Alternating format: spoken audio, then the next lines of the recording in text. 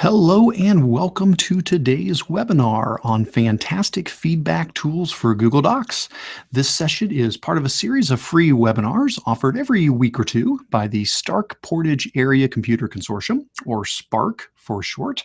SPARC is an information technology center up here in Northeast Ohio where we support about 30 school districts. However, this webinar is open to everyone, and we'd like to welcome all the people who have joined us live today or watching the recording in the future. Hi, my name is Eric Curts, and I'm a technology integration specialist here at SPARC, and I'll be your presenter for this session today. Normally, I am joined by my colleague Anthony. He is not able to be with me today, so flying solo on this one. Normally, Anthony monitors the chat doc, so I'll be trying my best to keep one eye on that. I'll explain the chat doc here in just a moment as well. All the information for today's webinar can be found at tiny.cc/spark238. That's SPARCC 238.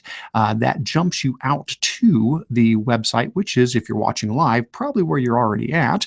That jumps you out to the website there where you can see the live video now, which will become the recorded video in the future.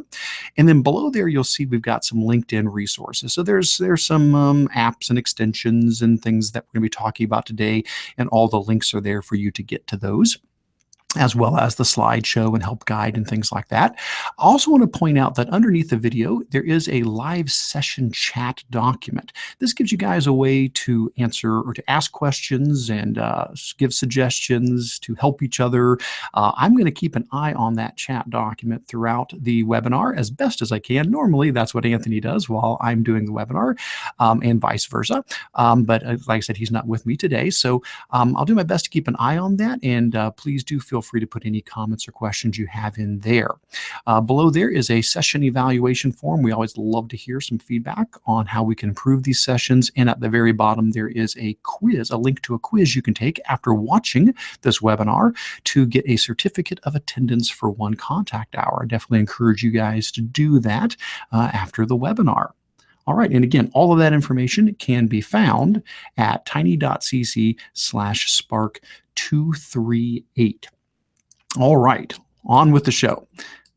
So today we are going to be talking about feedback options for Google Documents. We're going to be taking a look at 4 main feedback options: text, voice, video, and handwritten feedback.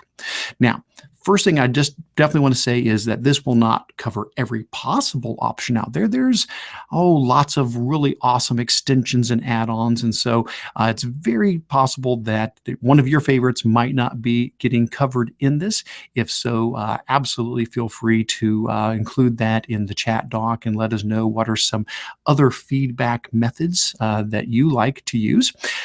For example, I know there are a lot of great rubric tools out there. And I actually did a webinar specifically on doing rubrics for Google Docs. And we covered things like Orange Slice Teacher Rubric, things like Gubric, Doc Appender.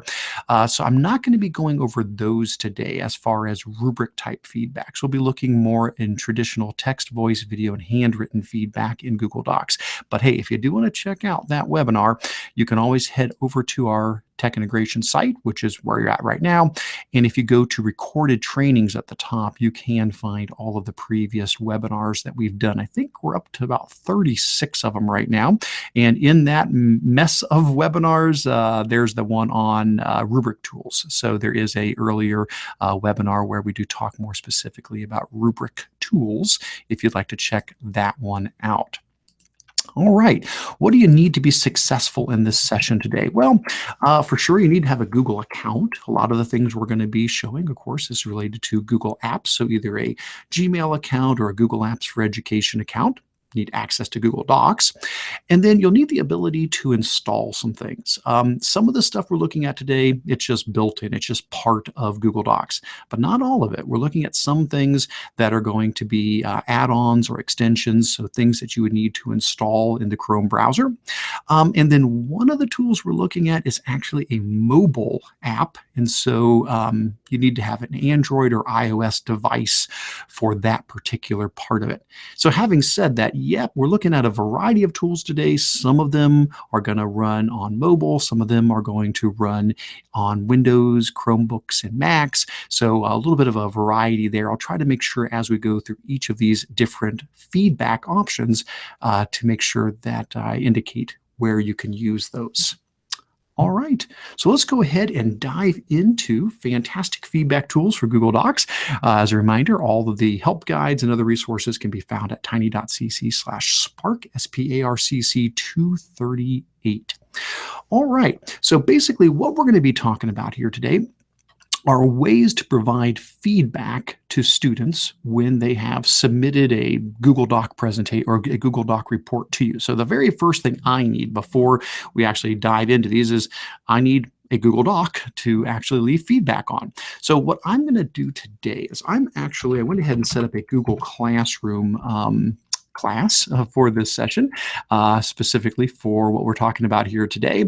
And I created an assignment called Famous American Report and went ahead and used my test user account to fill out his report. And so if I come in here to my student's work and I open up this document, this is the document I'm going to be using throughout this webinar here today. Now, keep in mind, you don't have to be using Google Classroom for many of the examples I'm going to be showing you here today. You just need to have a Google Doc that you can experiment around with. So what I would encourage you to do if you're playing along at home with me, you want to go ahead and open up some Google document that you have edit rights to, some document that you can work on. And again, this is the one I'm going to be using. And in my example, I had it pushed out through Google Classroom, and the student has already completed the document and turned it into me. So that's the one I'm going to be basing everything off of. All right, good deal. So let's go ahead and get started. So the very first thing, we're going to start off real simple and we'll kind of work our way up. We're going to start off with just text feedback. Then we're going to move to voice feedback, video feedback, and handwriting feedback to talk about different ways you can provide feedback to your students when they submit things that are Google documents. So the very first option, probably one a lot of you guys are familiar with, but at the same time, want to make sure we cover the basics as well. And this is general text feedback. Whenever you have a Google document that you either have comment rights to or edit rights to, either way, you can insert text comments in that document. And basically what it comes down to is highlighting some text, selecting the thing you want to leave a comment on, and then you got several options. It just kind of depends on how you like to do it. There's a little pop-up button that you can click on to add a comment. If you're more of a keystroke person, Control-Alt-M will also insert a comment. Or if you're more of a menu person, you can go up to the Insert menu and then insert a comment. So let's take a look at that. So here is the Famous American Report from our test user who's turned this in. So if I'm a teacher and I'm grading this document and I want to provide some feedback to my students, one way to do that is text feedback through comments. So if I came in here and decided I wanted to highlight something, doesn't really matter what today, I'm just going to go ahead and grab some sample text here. So I'm just going to take my mouse and highlight this sentence. You'll notice right away, I get a little pop-up button over here to the side that says add a comment. Like we mentioned, that's one of the ways you can do that. Highlight some text and then click the add a comment button. On the other hand, as I mentioned, you always can click insert and go down to comment. That'll work as well. Or Control-Alt-M, that is the keyboard shortcut for that. So whichever method you prefer. In this case, I'm just going to go ahead and click the button. I just think that's very convenient to do it that way. So if I highlight some text and click on the button, what you get is a little pop-up over to the side there where you can leave your feedback for the student. Now, today I'm just going to be using mostly like just testing kind of things, but obviously you would want to be putting in more constructive comments as you're giving feedback to your student on their writing. But simply by doing that, highlighting the text, clicking the add a comment button, I can now type in my feedback to the student and then go ahead and click on the comment button, and it will record that comment over to the side. Now, once I've done that, the student can see that popping up over on the side in their document as well. So later on, if I were to return this to the student through Google Classroom, they would be able to open up the document, and anything here that is highlighted, when they click on it, it'll pop open that comment. And even if they don't click on it, it'll still show up over here on the side. Now notice that when they do click on a comment, there is a reply option underneath it. So the student can actually write back to you. So if you had a suggestion or a question or information for them, they could hit the reply and they could have a conversation with you over here in the margin of the document. So it's a great way for you and the student to communicate back and forth as you're leaving comments for them.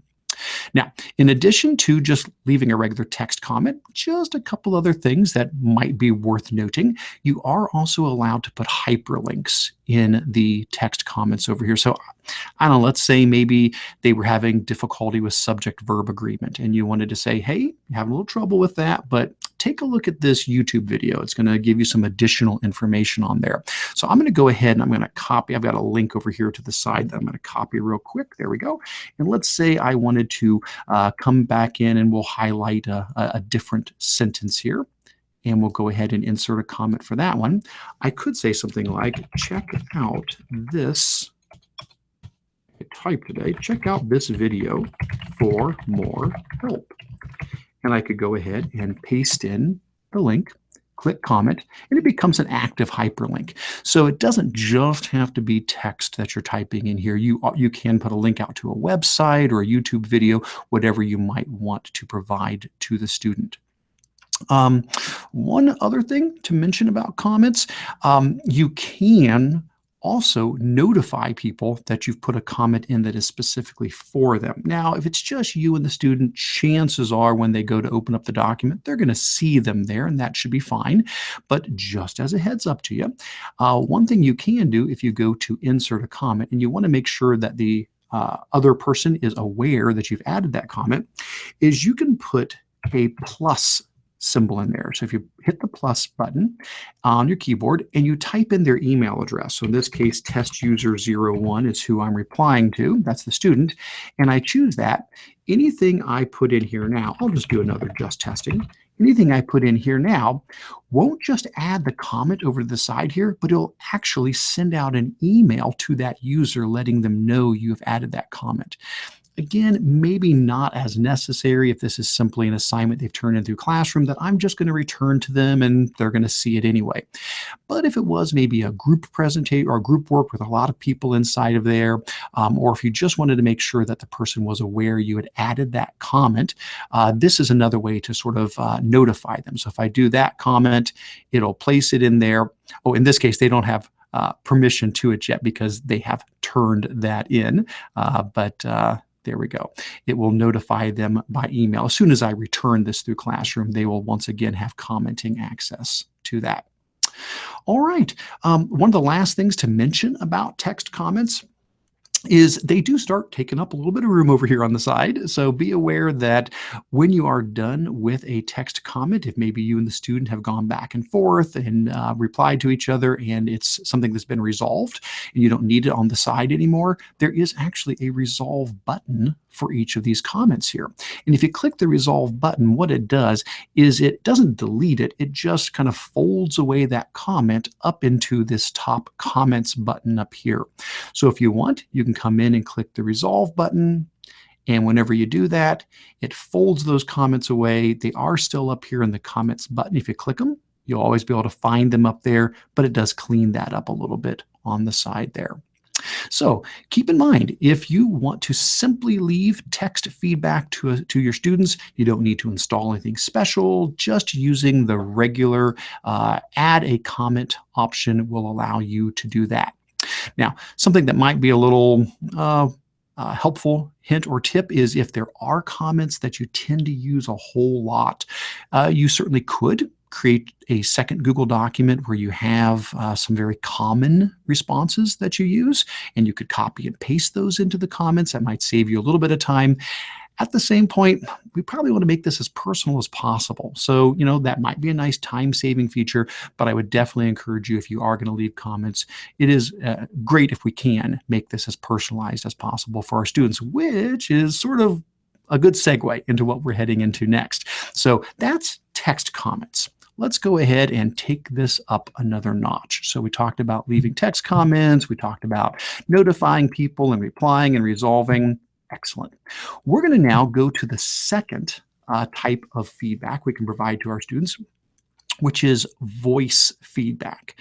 Now for this, at the moment, this is not something that's automatically built into Google Docs. Hey, maybe someday it will be. That would be fantastic if that gets added. Until that's the case, for now, you're going to need to install a Chrome web extension. And the one that I like to use for this is Read&Write for Google Chrome. Now, again, there's probably many different options you can use for this. I think this is a really excellent option for leaving voice feedback. So what I want to do is I want to show you real quick the idea of how to install the extension. I already have it installed on this account, but I have another account that I created just for this today. And so I'm going to show you real quick the process of installing Read&Write, and then we're going to show how to use it for you to record your voice and leave voice comments for the students. So instead of typing up a text comment, you can just talk to them and record your voice and attach that as a comment to the document that they can play back later themselves. All right, so let's try that out. So in this other account here, I want to show you how to install Read&Write, the Read&Write extension. So first of all, this is going to come from the Chrome Web Store. So if you're not familiar with Chrome extensions, there's something called the Chrome Web Store, which is where you can go to install that. I've got a link in the slideshow. I've also got a link right below the video here, and the Read&Write Chrome extension is, there's the link for it right there. Now, if you don't have the link, you can always just go to the Chrome Web Store. There's several ways to get there. The web address is just chrome.google.com/webstore. Or like I just did here, if you simply go and open up a new tab and look in the top left-hand corner, there's a little apps button you can click on. And from that apps button, there's a link to the web store. Again, that's just chrome.google.com/webstore. So if you don't have the link, you can just type in Read&Write in the search bar, in the search box, and you will find the extension Read&Write for Google Chrome. To save you a little bit of time, though, I've already got it linked in under the video. So anyway, this is the Chrome Web Store, and this is the Read&Write for Chrome extension. And basically, all you have to do is click the Add to Chrome button in the top right-hand corner, and it'll ask for permission, and you can install the Read&Write extension. Now, fair warning, the very first time you ever use or install Read&Write for Chrome, it does ask for a number of permissions. And so after you've got it installed, if you do go to click on it the first time, it will pop up with some options asking for permission. And so like, here's the little pop-up window, come here and allow that. And there we go. And now it has popped up. And so don't be surprised when you first install it. It may have a couple of pop-ups where it is asking for permission. Now, one of the things you're going to notice if you do install this is that it has a lot of buttons. There's a whole bunch of things Read&Write does. I am only using it today to show this one specific tool for leaving voice feedback in a Google document. But folks, it does way more than that. I always talk about Read&Write being the Swiss Army knife of extensions. There's lots and lots of neat things it does. I would really encourage you to take a look at some of the different tools. If you go to my blog, controlaltachieve.com, I've got lots of blog posts where I go into some of the different tools that it does besides just that. Something else you're going to notice about this extension, though, is you'll probably notice it says you have 30 days left to try our premium features. You'll say, oh, hold on a second, Eric. Does this cost money? Well, not really, not for teachers, I should say. Read&Write has a free version and a paid version. Now, the free version doesn't have all the buttons on it. The paid version has all of the buttons. However, having said that, if you are an educator, you're allowed to have the full version at no cost. And so what you'll notice is, again, either in the slideshow, if you're in the slideshow, you'll see the link there, or if you're scrolling down below our video for today, you will see I have a link there that says free upgrade form. So the point is, if you're a teacher, you can install Read&Write first, and then you can go out to their website, fill out this form and basically say, hey, I'm a teacher. And at that point, or I'm an educator, don't have to be a classroom teacher, just as long as you're an educator. And what will happen is they will take your email address, and for that account that you submit, they will upgrade you to the full version at no cost. So no, this is not something where you do need to spend any money, although if you would like the full toolbar for your students, yes, that is correct. There is a cost for the full Read and Write extension for students. However, what we're showing today, no cost whatsoever related to what I'm showing you here. All right, so let me head back over to my Famous American report, and let's show you how this works. Now, again, I've already got it pre-installed on this account. I just went to the other account real quick just to show you the idea of how to install it. So now that I'm back here, you will notice that up at the top of my Google Doc, I have a little Read and Write puzzle piece, this little purple puzzle piece up here. And if I click on it, what it does is it pulls down that menu. Click it again, it hides it. Click it again, it pulls it down. And like I said, there's a lot of buttons here. I mean, it does so many cool things. Word prediction, dictionary, picture dictionary. It does text to speech. It'll read the document aloud for you. It does speech to text. It does speech maker. It does a visor or screen masking. It does a lot of really neat things. Well, the thing that I want to show you is the button far over to the right. If you hover your mouse above it, you'll see it's called Voice Note. And basically what it does is it allows you to insert a recorded voice comment, very much like a text comment over here, but it's going to be a recorded voice comment instead. So let's come back to down to the document. Let me highlight some text here.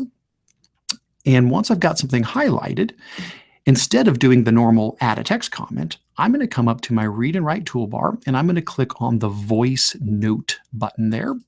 And what that's going to do is it's going to open up this little tab here with a microphone that I can click on that will allow me to record up to a minute at a time and then insert that into the document. Now, of course, you can do this as many times as you want, but 1 minute chunks at a time. So the idea is instead of, and again, there's nothing wrong with typing up regular text comments. That's perfectly fine.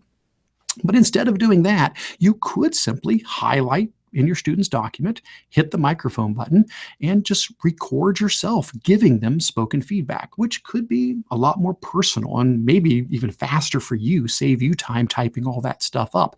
And you could just go down through the document, highlight different spots, and leave feedback for them. All right, now I'm going to demonstrate this for you. I will say real quick, it worked earlier today well. I'm hoping that we're not pushing technology to its limit here because I am in a Google Hangout, which of course is using my microphone, and I'm going to use my microphone a second time here with the Read and Write extension. Hopefully they will play nicely together. We'll keep our fingers crossed and see if that works nicely together. So let's try this out. Testing 1, 2, 3, testing 1, 2, 3. This is just a test. All right, so real quick, I just did a quick test there. It has recorded that. I'm going to click the insert button over here now, and that should, again, fingers crossed, insert that down into the document here. We'll give it a moment to do its work. And again, if it doesn't sometimes, oh, there it goes. Again, just was giving you fair warning in case being in the Hangout ended up interfering with that. But what you'll notice is after hitting the insert button, it has now added what looks like a regular comment box. Doesn't really look very different from a text comment box, except you can see that when I hover above it, there's a play button. So by doing the voice note, now there's a voice comment over here on the side. And if I click play, it'll play it back. Now here's where we're going to get really fancy. To play this back properly, I'm going to have to actually take my headphones and put them on the microphone so you can hear this playing back. I know it's really high tech here, but let me try this out real quick and hopefully you can hear this play back. Let me try this for you. Just a test. Testing 1, 2, 3, testing 1, 2, 3. This is just a test.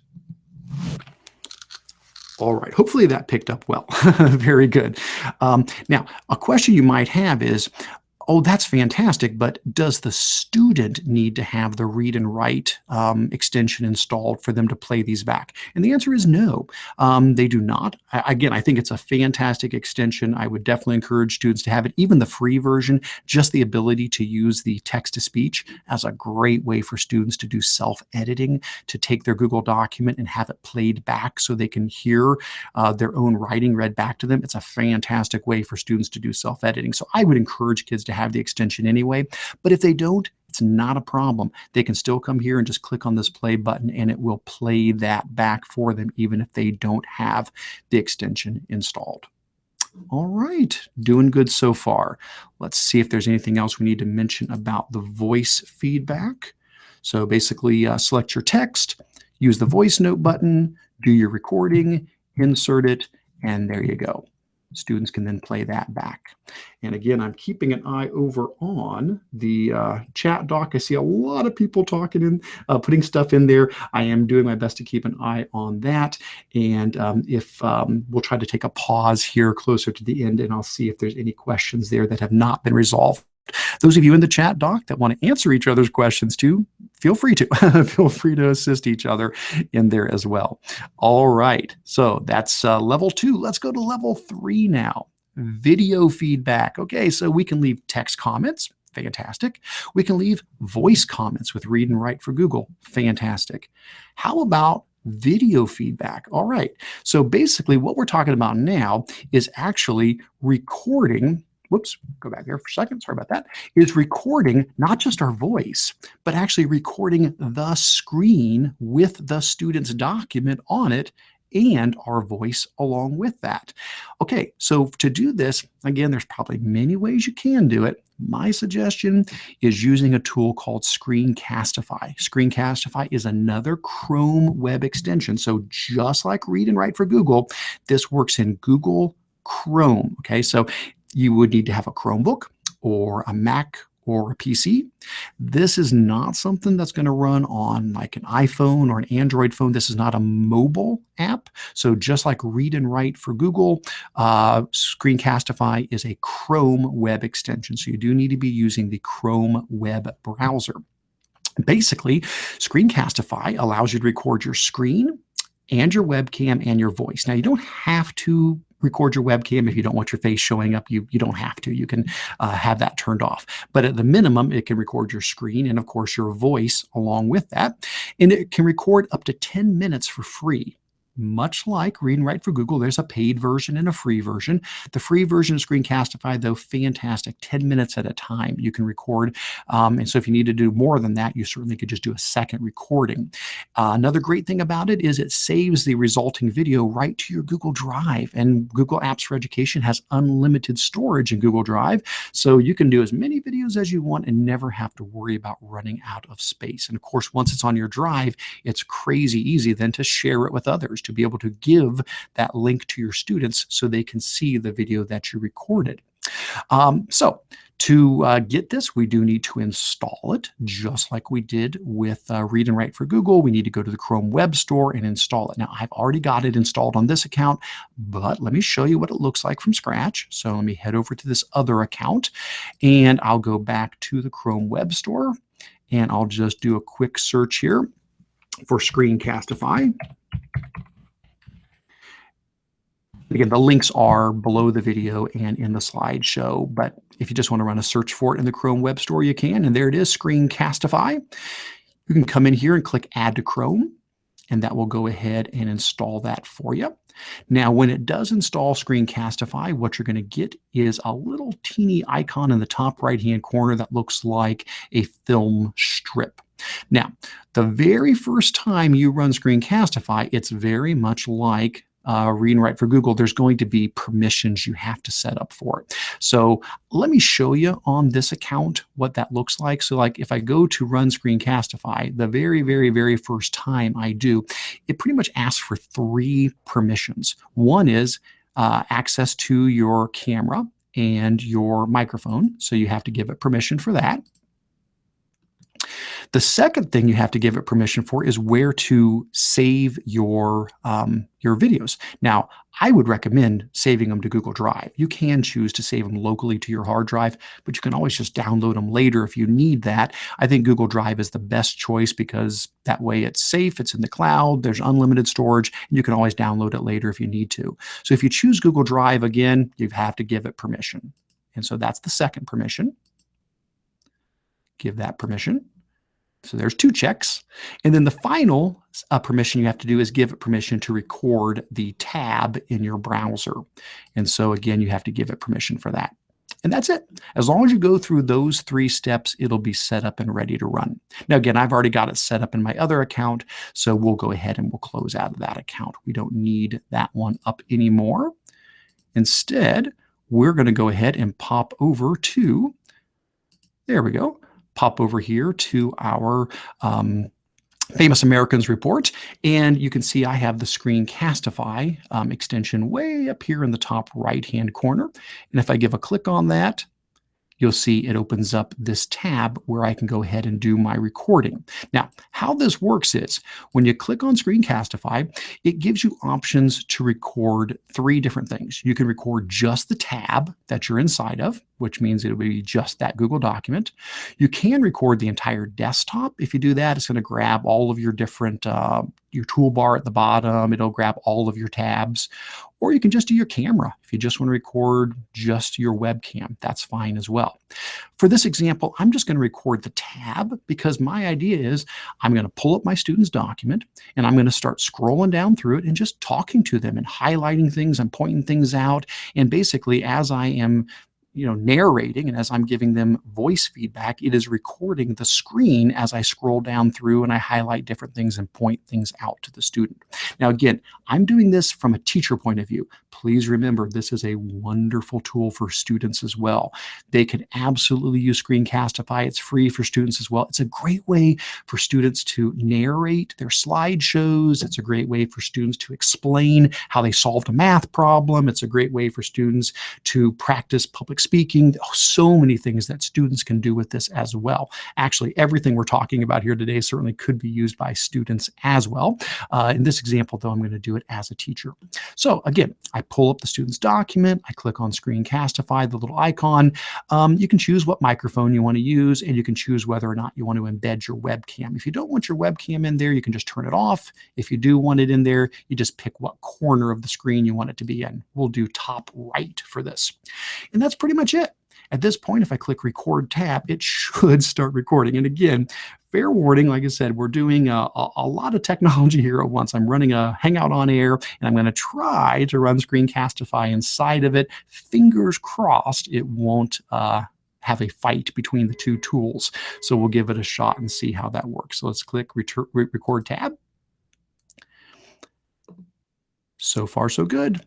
Hey, very good. Hey, and you can even see me up in the top right-hand corner. Normally, you guys do not see me in these webinars, but hi, there I am. And yes, and in case anybody is wondering, these are Sock Monkey headphones. Yes, they are. All right. So basically, as a teacher, what I would do now is I would start scrolling down through the student's document and I would just talk to them. I'd say, hey, great job on this, or hey, we need some more information here, or watch out for subject-verb agreement here. And as I go through, I can highlight things and I can click and I can give them feedback. So it's a wonderful way, again, to be more personal, to just scroll down through their document. And as you do, point things out, highlight things, explain stuff to them. It's recording my voice, it's recording the video all at the same time. And there's even a couple other fun little buttons down here in the bottom. Like there's this option here to click where it makes everything else dark and just shows you where you're pointing. And then there's also a spot here with a pencil that you can go in to kind of, circle things and highlight things as well. So the idea is I would do that. I would go through, give the student all of my feedback that I want up to 10 minutes again. And when I'm all done, I simply come back up to the Screencastify extension, give it a click, and click end recording. As soon as I do that, there we go. It's going to pop over to another tab now. And in this tab, there is my recording. As simple as that. It has now recorded that entire screencast. And I can come up here and I can give it a title if I want. You certainly don't have to, but it probably wouldn't be a bad idea just so you remember who the student was, and otherwise you'll have a whole lot of untitled screencasts. I'll just call this one feedback example 1, just so that I remember what it was. And so at this point, if I want to, I can hit play and I can play it back and I can watch it. We'll do that real quick. I'll play it back a little bit. I'm going to put my headphones on the microphone again so you guys can hear this. Give me just a second. In the top right-hand corner, normally you guys do not see me in these webinars, but hi, there I am. All right, so you get the idea. And so there you can see it has recorded the screen with me in there and everything I'd have to say. Now, what's really neat about this is take a look over here in the top right-hand corner. It says uploaded to Google Drive because I told it to save to Google Drive. That video is already now on my Google Drive, and all I have to do is click the little link button here. It's going to copy the link for me. That link has been copied, and guess what I would do? I would simply come back over to my students report and I just paste that link in. And I mean, I could put it right in the document if I wanted to. I could say, see my video feedback here. And we could just go ahead and paste that link in. And as simple as that, when I return that document to the student through Classroom, or however you return the document to them, the student can come in, click right on that link, and boom, they can now watch your video as you scroll down through their document, giving them feedback. Now, I mean, I could have thrown it over in the side here. I could have just done a comment on the side as well. That would have worked just as well. And I could have pasted that link in there over on the side. All right, very good. Well, we're doing good so far. Let's keep on trucking here. Let's see. So that gets us through installing Screencastify, going ahead and running that, and doing the recording. And when it's all done, putting that link into the document for the student. All right, good deal. We are now up to the final example that I'm going to show today. And this is one that is really, really, really new. Just, I don't know, in the last, I'm going to draw a blank now, but I'm going to say in the last month or so, this feature became available. And that is handwritten feedback. Now, this is a question that a lot of times we get from educators saying, okay, listen, I love Google Apps. I love sharing and collaborating. I love all the tools we've got in there. It's really great. We're using it a lot, but you know, when it comes time to, give feedback for the student, sometimes I get frustrated because I just want to write on their document. It's like I'm used to sitting at home with a stack of papers and a pen, and I like to circle things, and I like to just, put notes on it and point things out and draw arrows and just write right on the student's document. Now, as we've seen today, we can add text comments. That's great. Now, you can record your voice and leave voice comments. That's good. Screencastify gets us a lot closer. You can record your voice and your face, and you can scroll through the document and highlight things and point things out. But to go one step further, you can now do handwritten feedback if you're using the Google Classroom mobile app for Android or iOS. So this does not, at the moment, work in the non-mobile version of Classroom. So if you are using Google Classroom on a Chromebook or a Mac or a PC, at the moment, we don't have that feature yet. Who knows? Maybe that will come eventually. I think that'd be really awesome if it did. But for now, it's just on the mobile app. Now, that makes sense because mobile devices like iPads and Android tablets and iPhones and Android phones, well, they're touch sensitive. You've got a touch screen. You can just take your finger and touch it. So because of that, that makes sense that you could do handwriting on it. Now, one thing you can do, don't forget, the very newest Chromebooks are now able to run Android apps. At the moment, I think it's just the Acer R11 and the Asus Flip, although the Pixel is going to be able to do it here soon. In the coming months, this should be rolling out to pretty much all the Chromebooks. And so what you're going to be able to do, and I've actually done this, it does actually work, is you can use your Chromebook and you can load Android apps on your Chromebook. And so from your Chromebook, you could run the Android version of the Google Classroom app, and you would be able to do the handwriting right there from your touch sensitive Chromebook. So if you've got a Chromebook with a touch screen, that would make it really easy and obviously give you a lot of real estate to work with there. So I guess if you want to get really fancy here, you can do this on a Chromebook as long as it's one that is supporting the Android apps, which is at the moment just a couple of them, but it is rolling out to all of the Chromebooks. So the way this works is, and I'm going to demonstrate this for you, and we're going to really push technology here. I'm going to try to plug my Android phone into my computer here, and I'm going to try to put it up on the screen. So believe it or not, we're going to try this out and see if we can make it work. So here's the gist behind it. I'll show you the gist first, then we'll actually try it just in case it explodes. So basically what you do, as long as you have the iOS or Android app for Classroom installed, which, by the way, the app isn't new. It's been out since Classroom came out 2 years ago. They've just added this new feature to the app. Turns out now that when you're in the mobile app and you open up any document, there's going to be a little pencil icon in the top right-hand corner that you can click on, and it will switch you to annotation mode.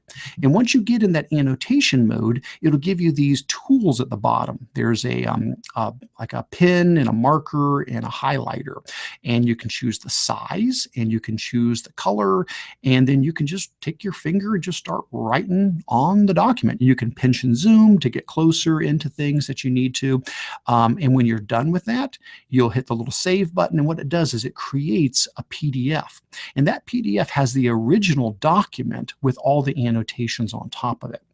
Now, just like everything I've mentioned today, I'm going to show you this as a teacher, but this could be fine for the students too. This would be a way for students to write on their documents. If you pushed out an assignment to the students through Classroom where you want them to draw a picture or solve a math problem and show all the steps, a student could use the Android or iOS mobile app for Classroom to open up the document, go to the edit mode, and actually use their finger to write in it as well.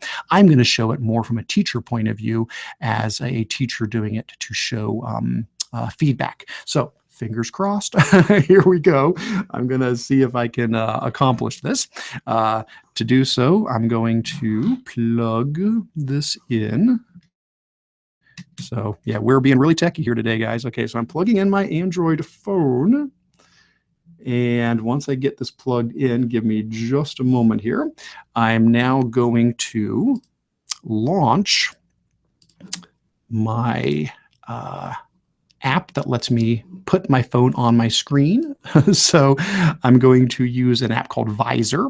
Visor is a free web app that allows you to display your Android phone on your screen. So let's see if it's going to cooperate with us here today. Oh my gosh, I think it's working.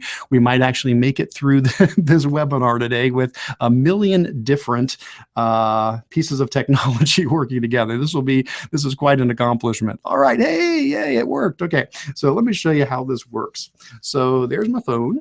I'm going to go ahead and go to Classroom, bring that up. And I'm going to grab the class that we've been working in today, Feedback Tools for Google Docs. And we're going to find that assignment. There's the assignment. And we're going to go to the student's work. And there's test user one's a Google Doc. We're going to open up his Google Doc. And it's the exact same Google Doc that we've been in this whole time, the exact same one, his George Washington report. But what I'm going to do is I'm going to use the little pencil button up here in the top right-hand corner to switch into annotation mode. So click the little pencil button, and now I'm in annotation mode. So what you'll notice at the bottom of the screen is I've got my pen, and then I've got my marker, and then I've got my highlighter. And what's different, the highlighter you can kind of see through. The marker is fixed width, and the pen is pressure sensitive. So the more you push, the thicker the line gets. But the idea is I could come in here, and again, I'm just going to show examples. This isn't like real feedback, so I'll just do this as a quick example here. If I were to go in and grab the pen, pick the size I want, pick the color I want, I could now come in and I could circle things, or I could go to my highlighter and I could highlight things, or I could grab my marker and maybe I could underline something. You get the idea. I can just simply write right on top of the document to leave my feedback, my handwritten feedback for the student. When I'm all done now, there's a little save button, the little save icon in the top right-hand corner. I'll go ahead and give that a click, hit save there. It is now saving that. And once that's done, you'll notice that it's going to have a little PDF attachment. There we go. So there's the original document there. And now below there, it says edited, and there is the PDF with the annotations. So, oh, and by the way, you can just open it back up again. If you want to add more, it's perfectly fine. You can just click on the PDF and you could just add right back on top of it, or you could open up the original and make a second copy of that PDF, or you could do a new set of annotations, but you can just keep annotating the one that's already there if you want. All right, I'm going to go ahead and release my phone.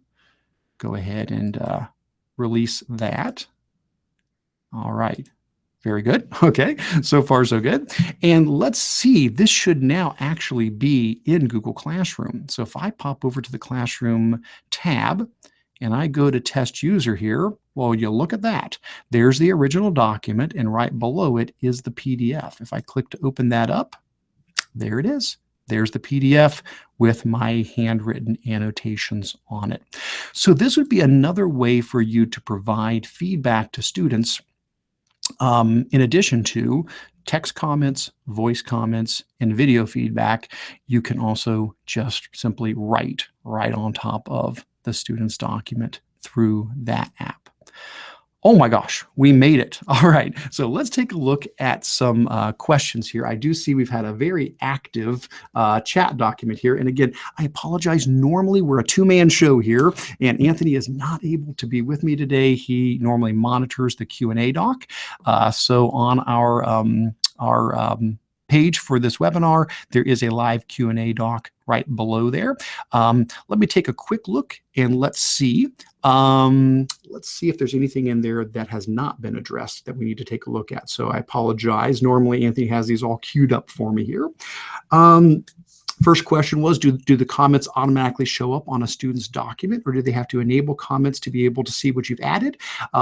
The answer was typed in by somebody. Thank you. Automatically, they show up in the document. Yes. When a student goes to open up their Google document as you return it to them from Classroom, the comments that you have put in, whether they are text comments, those will show up automatically over on the side, as well as the comments that are entered in there from Read and Write from Google. Those voice notes also show up there for them as well. The only time you wouldn't see comments is if you only have view rights. So if I, for example, came in there for a moment and just intentionally downgraded myself from editing down to viewing, you'll notice if I go down to viewing, there's no comments there. So a student is not going to see the comments if they're in view mode. Now you may say, well, would that ever happen? Actually, yes. Don't forget, when they submit something through Google Classroom, until you click it and return it to them, when they submit it to you, it does go into view mode for them during that time. Basically, you become the owner of the document, and until you return the document to them, they only have view rights. So they're not going to see your comments until you return the assignment to them, at which point they then get full edit rights to it again. Now, again, that's just if you're using Classroom. If you're just taking a normal Google Doc and they've shared it with you, as long as the student has comment or edit rights, they can see the comments. If they're only at view rights, they wouldn't be able to see those. Other things, when you add the plus before a comment to send an email, does it go out to everyone the document is shared with? No, it only goes out to that person. For what it's worth, if you want to know who gets or where comments go, don't forget up in the top right-hand corner where the comments button is, if you click there, not only can you see all the comments, but there's also a link that says notifications. And if you click on that, it tells you what kind of notifications you're going to get on that document. Normally, the owner of the document is going to get all of the notifications because they're the owner of the document. Where if you're not the owner of a document, you typically are going to get comments that are directed just to you or that are replies to yours. So the point is, if I were to come in and do that comment again, where I insert a comment and I use the plus button and I put in, whoops, sorry about that, plus button, oh, sorry about that. I am having trouble with my hands here today. And if I were to put in test user 01, and if I were to give him a comment here, and I hit comment, who's going to get that? Well, first of all, the email is only going to go out to test user 1. Nobody else is going to get that email. But is it possible somebody else might get notified of the comment? Yes, it is possible if there's multiple people who have access to the document, and if those other people have gone up to comments and gone up to notifications and turned on for all notifications. That way, every time a comment is added, they would get notified of it. Typically, we don't do that just because you get so many emails, it kind of drives you crazy. All right, good question. What else do we have here? So excited about the voice comments with Read and Write. Vocal inflection really gives context for comments. I used to use Kaizenna, but they made it too many clicks. You know, I'm going to agree with you there. Don't want to say anything negative about Kaizenna, but I do agree with you. Kaizenna blazed a trail for us. That was an extension that used to exist that would basically give you an option to record voice comments for a document. I really appreciate the fact that Kaizenna took the time to develop that and kind of blaze that trail. But honestly, the implementation with Read and Write, you click, you hit the voice note, you record it, it inserts it. Nobody needs to install anything special on the other end. Oh my gosh, it's just so clean and so simple to use. I can't recommend anything above that at the moment. That's just the easiest way to add voice comments. What else do we have here? Do students need to have the extension as well to hear the voice comments? Nope, they do not. This will show up just as a regular comment on the side, and they can hit the play button and it'll play that for them. I installed the Read and Write extension and I couldn't get the toolbar to show up on my Google Doc. Couple of possibilities with that. Remember, it does ask for a lot of permissions. Sometimes that permission window will fall behind your regular window. I've seen that where you go in and you click on the Read and Write button and it pops up a little permission screen and it falls behind your other windows. So maybe minimize things and make sure there's not a window hiding in the background. I have seen that happen before where you still haven't given it permission because of that. Another thing is, it's always a good idea to go ahead and reload your page. So for example, if I was inside of a document, then I went out, installed the extension, and came straight back to my document. Until you refresh the page, it may not realize that it's been installed. So that's another good idea to do, is to refresh your page in case you had it open before you installed it. If all else fails, just do a right click on the extension, choose remove from Chrome to remove it, and then just go back and try to reinstall it. I've seen that happen as well in different trainings I've done where it just was easier to remove it and reinstall it. And that way we ended up not missing all the different permission boxes and things like that. Don't forget though, you're going to have 30 days to use all of the buttons, and one of those premium buttons is the voice note button. You will want to, at some time in those 30 days, make sure that you click on the link we have here for the free upgrade form that lets any educator go in and get the free full version of Read and Write. So you'll have the voice note button all the time, and you won't end up losing that. Anything else here? I love Screencastify. Thanks. I agree with you. Where did you get the circular cursor? Okay, I did not actually get a circular cursor. I think what you mean is when I was in Screencastify, that actually does it for you. When you're running Screencastify and you're in the middle of recording, anytime you click on something, Screencastify draws in that little circular cursor that pops up and shows where you click. So that was not actually anything I did. That just is part of Screencastify. It does that automatically. Do you have to use a headset to record in Screencastify? No, with Screencastify, all you would need if you want to record your voice would just be a microphone, and chances are your device that you're using may have a built-in microphone, especially if it's a laptop. There would not be a need to have a headset. Now, sometimes doing a headset that has a mic built into it can be nice because you get nice consistent voice quality. But no, you would not need anything special other than just a traditional microphone, either built in or like a USB mic. I'm using a USB microphone right now plugged into my laptop. Would the student be able to see the video file using the Google Drive link if it hasn't been shared with them? Good question. No, it's just a regular old file on your drive. You do have to make sure they have permissions, but I'm sorry, I probably went through that just a little too quick, and I apologize. When I was in Screencastify and I clicked the little link at the top to get the link for the video, that does automatically share it. Basically, what it does is it turns on link sharing so that anybody who has the link can now view it. So Screencastify actually does that step for you. Now, keep in mind, you still have total control over that. You can just fire up Google Drive, and what happens is you get a folder called Screencastify. Screencastify makes a Screencastify folder for you. So if you go to Drive, yeah, I got too much in my Drive here. And if we scroll on down to the Screencastify folder, you will see there's where all the videos are. And yes, most of mine are called untitled because usually I'm just doing a quick demo, but there's the one from today, feedback example 1. And folks, it's just a regular, it's a video, but it's just a regular file in Google Drive. So you can right click on it and choose share, or click on it and choose the share button here. And you can go in and set the sharing. Right now it's set that anybody with the link can view it because I clicked that link button in Screencastify in the top right to set it that way. But you don't have to. You could simply come down here and put in the name of the person you want to share it with. My guess is, though, it's probably for what we're trying to do just as easy not to go through all those steps. After you have done the Screencastify recording, it's probably just as quick and just as easy to go ahead and click the little button in the top right where it said Google Drive link. It's going to turn it into a it'll turn the sharing into sharing by link. And at that point, it copies it automatically for you, and you can just paste it into the document. It's one less thing to jump around rather than having to go to your Drive, drill down, find the file, set the sharing. Just do it right there from the Screencastify window and paste it right into the kid's document. All right, I think that's it. As I'm looking down through here, I don't see any other new comments in there.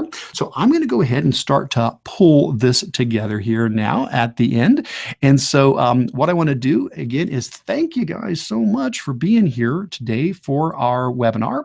As a reminder, all of the resources for this session today can be found at tiny.cc/spark238, SPARCC 238. That'll take you to the page where you can find the recorded video, all of the resources, the evaluation. We always love to get feedback from you. And don't forget about the quiz. You can take a quick 5-question quiz there to prove you watched the webinar, and it will generate a PDF certificate of attendance for 1 contact hour for you.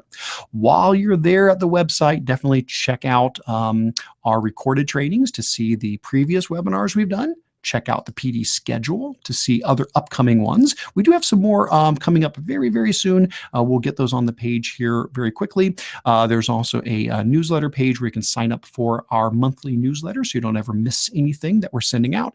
And there's a contact page where you can get in touch with myself and Anthony. In addition to that, you can also connect with me in many ways. On Twitter, I'm at Eric Curts, and I run the blog controlaltachieve.com, where I put all of my Google resources, training videos, blog posts, and more, and would love to have you join me there as well. So thank you again so much for taking the time to watch this session. We hope to see you again over the coming weeks and months for more educational technology webinars. Take care.